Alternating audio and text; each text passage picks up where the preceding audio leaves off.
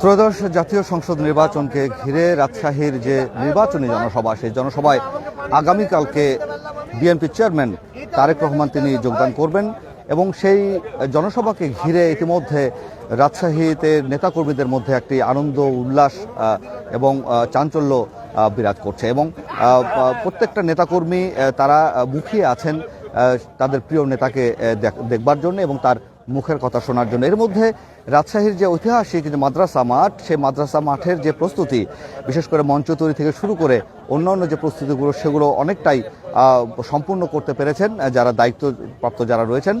তবে তারা আমাদেরকে বলছিলেন যে আজকে রাতের মধ্যেই সম্পূর্ণভাবে তারা প্রস্তুত হবেন এবং আগামীকালকে দুপুর 12টার যে জনসভা, সেই জনসভায় হাজার হাজার নেতাকর্মী স্থানীয়ভাবে যেমন উপস্থিত থাকবেন, তেমনিভাবে আশেপাশের যে 3টি জেলা রয়েছে, বিশেষ করে চাঁপাইনবাবগঞ্জ, নাটোর এবং যে পার্শ্ববর্তী যে জেলাগুলো রয়েছে, সেই জেলাগুলো থেকেও কিন্তু প্রচুর পরিমাণে নেতাকর্মী তারা এখানে আসবেন। তারা প্রত্যাশা করছেন যে লক্ষাধিক নেতাকর্মী তারা এই জনসভায় উপস্থিত হবেন এবং সেই জনসভাকে সফল করবার জন্য ইতিমধ্যে যে প্রস্তুতি, সে প্রস্তুতি কিন্তু সম্পূর্ণ প্রায় শেষের পথে অনেকটা চলে এসেছে। তাও যদিও আজকে রাত্রের মধ্যে পরিপূর্ণভাবে তারা প্রস্তুতি নিয়ে থাকতে পারবেন।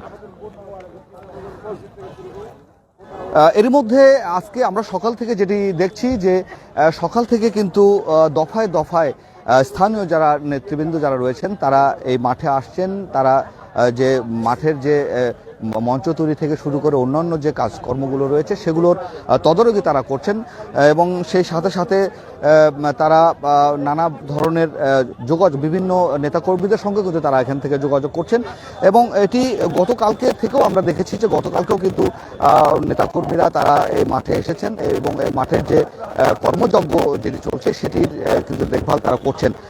এবং আমরা কিছুক্ষণ আগেও শীর্ষস্থানীয় নেতৃবৃন্দ যারা রয়েছেন রাজশাহী বিএনপির, তাদের সঙ্গে কথা বলেছিলাম। তারা যেমনটি প্রত্যাশা করছেন যে এই জনসভা আগামী ত্রয়োদশ জাতীয় সংসদ নির্বাচনের যে প্রচার প্রচারণা ইতিমধ্যে শুরু হয়েছে, আগামী 12 ফেব্রুয়ারি নির্বাচন অনুষ্ঠিত হবে, সেই নির্বাচনে এই জনসভা অত্যন্ত গুরুত্বপূর্ণ ভূমিকা রাখবে বলে তারা আশা প্রকাশ করেছেন এবং তারা যেটি বলছেন যে এই রাজশাহী শহরে প্রায় 22 বছর পর তারেক রহমান তিনি রাজশাহীতে এই ঐতিহাসিক মাদ্রাসা মাঠে তিনি আসছেন এবং তার আগেও মরহুম বেগম খালেদা জিয়া, যিনি সাবেক বিএনপি চেয়ারপারসন, তিনি কিন্তু রাজশাহীতে এসেছিলেন। তিনিও এই ঐতিহাসিক মাদ্রাসা মাঠের যে এই ময়দানটি দেখতে পাচ্ছেন সেখানে কিন্তু তিনি বক্তব্য রেখেছিলেন এবং নতুন করে এই দীর্ঘদিন পর এই তারেক রহমান রাজশাহীতে আসা এবং নতুন একটি আবহ এখানে কিন্তু তৈরি হয়েছে। পাশাপাশি এখানকার যারা জনসাধারণ যারা রয়েছে তাদের মধ্যে ব্যাপক ধরনের একটি আনন্দ উচ্ছ্বাস তাদের মধ্যে বিরাজ করছে। যেমনটি বিরাজ করছে তার পাশাপাশি কিন্তু গুরুত্বপূর্ণ যে কিছু বিষয় তাদের মধ্যে আমরা লক্ষ্য করেছি। আমরা শীর্ষস্থানীয় যারা নেতৃবৃন্দ এখানে রয়েছেন তাদের সঙ্গে আমরা কথা বলেছি, তৃণমূল পর্যায়ের নেতা কর্মী যারা রয়েছেন তাদের সঙ্গে আমরা কথা বলেছি, সমর্থকদের সঙ্গে আমরা কথা বলেছি। সেখান থেকে যে গুরুত্বপূর্ণ যে বিষয়গুলো উঠে এসেছে সেগুলো কিন্তু এই নির্বাচনকে কেন্দ্র করে একটি বড় ভূমিকা রাখবে বলে তারা কিন্তু মনে করছেন। তার মধ্যে অন্যতম একটি বিষয় হচ্ছে দীর্ঘদিন থেকে এই রাজশাহী, যদিও রাজশাহী নগরীকে শিক্ষা নগরী বলা হয়ে থাকে, সিল্ক সিটি বলা হয়ে থাকে, কিন্তু দীর্ঘদিন থেকে যে সমস্যাগুলো রাজশাহীতে পঞ্জীভূত হয়েছে সেই সমস্যাগুলো থেকে উত্তরণের জন্য সেই বার্তা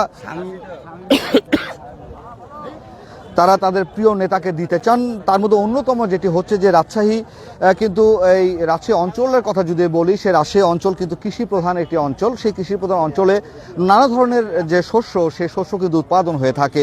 তার মধ্যে অন্যতম হচ্ছে গম, ধান থেকে শুরু করে পাটেরও কিন্তু একটি আবাদ এখানে হয়ে থাকে। তার মধ্যে উল্লেখযোগ্য যেটি হচ্ছে সেটা হচ্ছে আলুর কিন্তু ব্যাপক একটি ফলন রাজশাহীতে হয়ে থাকে।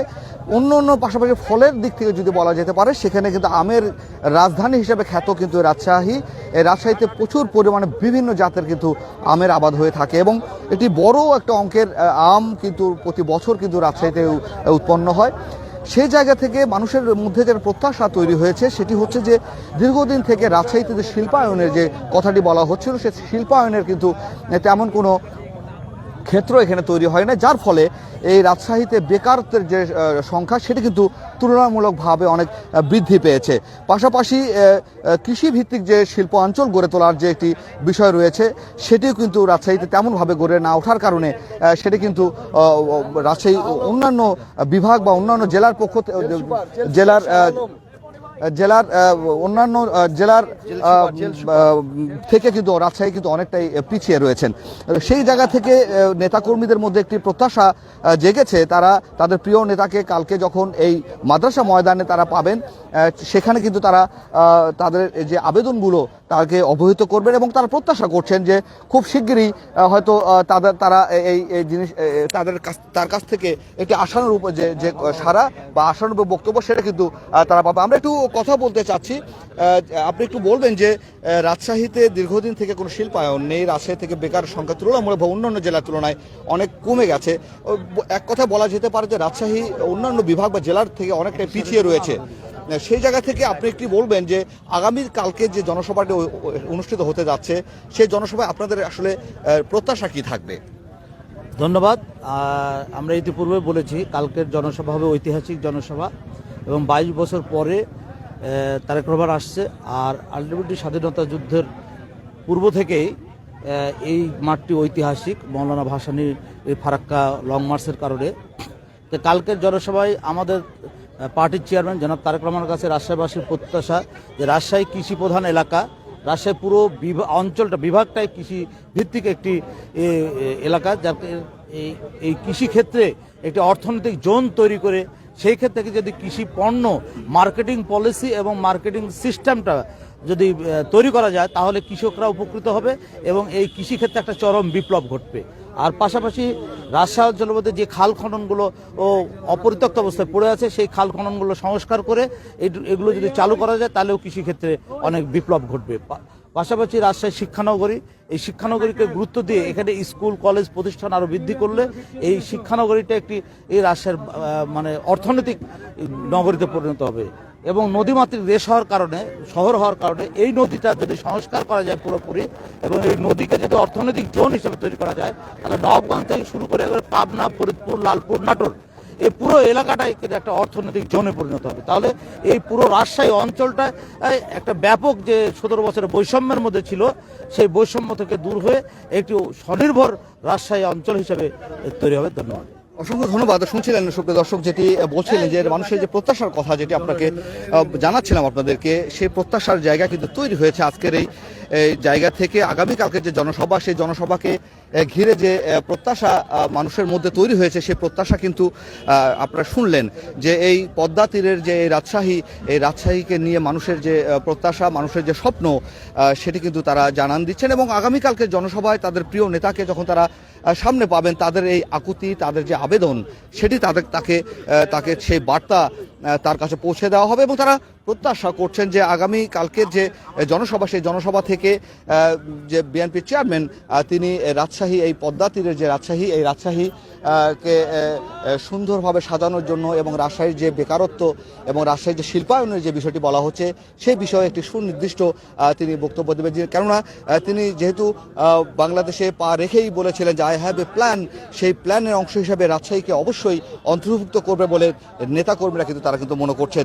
অন্যদিকে এই জনসভাকে ঘিরে নেতাকর্মীদের মধ্যে যে আনন্দ উচ্ছ্বাস আমরা লক্ষ্য করছি, প্রত্যেকটা ওয়ার্ডে কিন্তু প্রতিদিনই প্রচার মিছিল সেটি হচ্ছে। একদিকে যেমন নির্বাচনী প্রচার প্রচারণা চলছে, অন্যদিকে কিন্তু এখানে চলছে এই জনসভাকে ঘিরে, বিশেষ করে নির্বাচনী জনসভাকে ঘিরে, তারেক রহমানের জনসভাকে ঘিরে কিন্তু ব্যাপক উৎসাহ উদ্দীপনা আমরা কিন্তু নেতাকর্মীদের মধ্যে আমরা লক্ষ্য করছি এবং সবকিছু মিলিয়ে যে একটি আনন্দ ঘন পরিবেশে এবং জনসমাগমপূর্ণ একটি জনসভা অনুষ্ঠিত হবে তেমনটি প্রত্যাশা করছেন নেতাকর্মীরা। তবে তারা বলছেন যে এই জনসভা আগামীকালকে সকাল হতে হতেই এই মাদ্রাসা মাঠ সহ আশেপাশের যে এলাকাগুলো রয়েছে, বিশেষ করে ফায়ার সার্ভিস মোড় থেকে শুরু করে মুক্ত মঞ্চ এলাকা এবং এই পাশে যদি আমরা সিএনবি মোড়, এই পুরো অঞ্চলটি একটা জনসমুদ্রে পরিণত হবে বলে তারা কিন্তু মনে করছেন এবং তারা আশঙ্কা করছেন এটি খুব সফলভাবে এই জনসভাটি সম্পন্ন হবে এবং বিভিন্ন জেলা থেকে বিভিন্ন উপজেলা থেকে এবং ওয়ার্ড থেকে প্রচুর পরিমাণ নেতাকর্মী তারা আসবে এবং তারা আশঙ্কা করছেন যে লক্ষাধিক নেতাকর্মী এখানে সমাগম হবে এবং এই জনসভাটিকে সফল করবার জন্য যে প্রস্তুতিগুলো নেওয়া দরকার সেই প্রস্তুতিগুলো কিন্তু ইতিমধ্যে নেওয়া হচ্ছে। আপনাদের যদি একটু মঞ্চের দিকে আপনাদেরকে একটু দৃষ্টি দিতে বলি, সে আপনি নিশ্চয়ই দেখতে পাচ্ছেন ইতিমধ্যে মঞ্চ কিন্তু প্রস্তুত হয়ে গেছে। কিছুটা কাজ বাকি রয়েছে যেটি আজকে সন্ধ্যা বা রাতের মধ্যেই এটি সম্পূর্ণ করা হবে এবং আপনারা দেখতে পাচ্ছেন যে সাদা ক্যানভাসে কিন্তু এই মঞ্চটি তৈরি করা হয়েছে। সেই মাদ্রাসা মাঠ, এখানে অনেক গুণী ব্যক্তিরা কিন্তু এই মাদ্রাসা মাঠের এই মঞ্চে থেকে তাদের বক্তব্য তারা দিয়েছেন। জনগণের জন্য, দেশের জন্য দিক নির্দেশনামূলক বক্তব্য কিন্তু এই মাদ্রাসা মাঠ থেকে দেওয়া হয়েছে, যার কারণে এটি ঐতিহাসিক একটি ময়দান, যে ঐতিহাসিক ময়দানে আগামীকালকে দুপুর 12টা থেকে 12:30টার মধ্যে বিএনপির চেয়ারম্যান তারেক রহমান তিনি এখানে আসবেন এবং তিনি বক্তব্য রাখবেন। এবং এর মধ্যে যে প্রস্তুতি আমরা দেখতে পাচ্ছি যে 3 স্তরের যে নিরাপত্তা, সেটি কিন্তু আমরা দেখতে পাচ্ছি যে 3টি স্তরের নিরাপত্তা কিন্তু এখানে নিরাপত্তা ব্যারিকেড যেটিকে বলা হয় সেটি কিন্তু তৈরি করা হয়েছে এবং সেই সাথে সাথে এর মধ্যে যে সাউন্ড সিস্টেম, আপনাদের যদি একটু উপর থেকে দেখানোর চেষ্টা করি, সাউন্ড সিস্টেমের কিন্তু ইতিমধ্যে মাঠে চলে এসেছে এবং অন্যান্য যে কাজকর্মগুলো রয়েছে সেই কাজকর্মগুলো কিন্তু পুরো দমে চলছে এবং যে নেতাকর্মীরা তারা দফায় দফায় তারা এই মাদ্রাসা মাঠে আসছেন এবং এই কাজের তদারকি যেটি সেটি করা হচ্ছে। তবে আমরা যতটুকু খবর পেয়েছি যে রাজশাহীর যে শীর্ষ স্থানীয় যারা নেতৃবৃন্দ যারা রয়েছেন তারাও কিন্তু কিছুক্ষণের মধ্যে এই মাদ্রাসা মাঠে আসবেন এবং তারাও এটি দেখভাল করবেন এবং তারা এই জনসভা নিয়ে তারা একটি প্রেস ব্রিফিং করারও কিন্তু কথা রয়েছে। এবং সবকিছু মিলিয়ে যে আজকের যে এই জনসভা পূর্ববর্তী যে দিনে বা আগের দিনে যে অবস্থা আমরা দেখতে পাচ্ছি যে এখানে নেতাকর্মী যারা রয়েছেন তারা যেমনটি দফায় দফায় যেমন আসছেন, তেমনিভাবে তারা যে এই জনসভাকে সফল করবার জন্য যে অন্যান্য যে প্রস্তুতি সেগুলো কিন্তু নিয়ে রেখেছেন। কিছুক্ষণ আগে একজন শীর্ষস্থানীয় নেতৃবৃন্দের সঙ্গে আমার কথা হচ্ছিল, তিনি যেমনটি জানিয়েছেন এই জনসভাকে ঘিরে এখানে একাধিক মেডিকেল টিম গঠন করা বসবে এবং সেই সাথে সাথে পানির ব্যবস্থা থেকে শুরু করে হালকা খাবারের ব্যবস্থাও আশেপাশে স্বেচ্ছাসেবী যারা রয়েছেন তারা করবে। সেই সাথে সাথে এটিকে জনসভাকে সফল করবার জন্য এবং নগরীতে যাতে যানজট সৃষ্টি না হয় সেক্ষেত্রে অসংখ্য স্বেচ্ছাসেবী যারা রয়েছেন তারা কিন্তু এখানে কাজ করবে, বিভিন্ন মোড়ে মোড়ে তারা অবস্থান করবে এবং মানুষের চলাচল যাতে নির্বিঘ্ন হয় সেটি করবার জন্য তারা কিন্তু কাজ করবেন। এবং পাশাপাশি এই জনসভা স্থলেও তাদের অবাধ বিচরণ থাকবে এবং বিভিন্ন গুরুত্বপূর্ণ যে পয়েন্টগুলো রয়েছে সেই পয়েন্টগুলোতেও তারা অবস্থান করবে এবং যারা দূর দূরান্ত থেকে নেতাকর্মী যারা আসবেন তাদেরকে সুশৃঙ্খলভাবে বসানোর জন্য এবং যাতে কোনো ধরনের বিশৃঙ্খলা সৃষ্টি না হয় সেই ব্যাপারে তারা কিন্তু তৎপর থাকবেন। পাশাপাশি আইন শৃঙ্খলা রক্ষাকারী বাহিনীর সদস্য যারা থাকবেন তারা কিন্তু এই পুরো মাঠ জুড়ে তারা যে নিরাপত্তার যে বেষ্টনী সেই বেষ্টনী তারা তৈরি করবেন। 3 স্তরের নিরাপত্তা এখানে গ্রহণ করা হবে এবং যাতে করে কোনো ধরনের অপ্রীতিকর ঘটনা এখানে না ঘটে। সবকিছু মিলিয়ে নেতাকর্মীরা মনে করছেন যে এই জনসভাটি, নির্বাচনী জনসভাটি অত্যন্ত সফল হবে এবং লক্ষাধিক নেতাকর্মী তারা এই জনসভায় উপস্থিত থাকবেন। দুপুর 12:15টার দিকে রাজশাহীর শাহ মখদুম বিমানবন্দরে এসে পৌঁছাবেন বিএনপি চেয়ারম্যান তারেক রহমান এবং সেখান থেকে সরাসরি তিনি এই মাদ্রাসা ময়দানে তিনি এসে উপস্থিত হবেন এবং জনগণের উদ্দেশ্যে তিনি বক্তব্য রাখবেন এবং এই জনসভা শেষে তিনি এখান থেকে সরাসরি নওগাঁর উদ্দেশ্যে রওনা হবেন এবং সেখানে একটি জনসভায় তিনি ভাষণ দেবেন। তো এই ছিল রাজশাহী থেকে তারেক রহমানের নির্বাচনী জনসভার সর্বশেষ খবর।